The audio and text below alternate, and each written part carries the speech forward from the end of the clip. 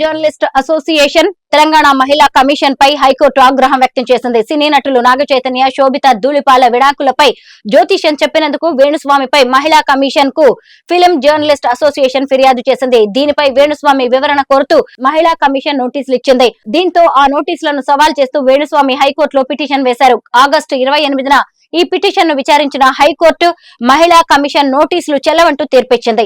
నాగచైతన్య, శోభితలకు లేని సమస్య మీకెందుకంటూ film journalist association మహిళా కమిషన్ పై మండిపడింది.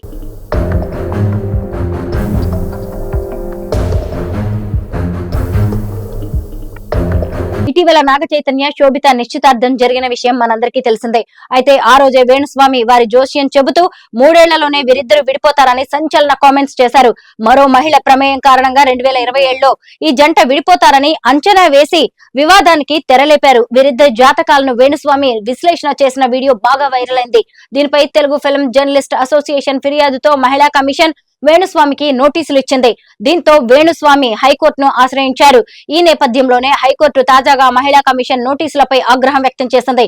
అయితే గతంలో కూడా వేణుస్వామి సినిమా రిలీజ్ల గురించి, రాజకీయ ఫలితాల గురించి జోస్యం చెప్పారు. ఈ క్రమంలోనే ఆయనపై ఆయా వర్గాల నుంచి విమర్శలు వెల్లువెత్తాయి. దీంతో తాను ఇకపై ఎవరి జోస్యం చెప్పనని వేణుస్వామి ప్రకటించారు. కానీ ఆ తర్వాత కూడా ఆయన పలువురి జోస్యాలు చెప్పారు.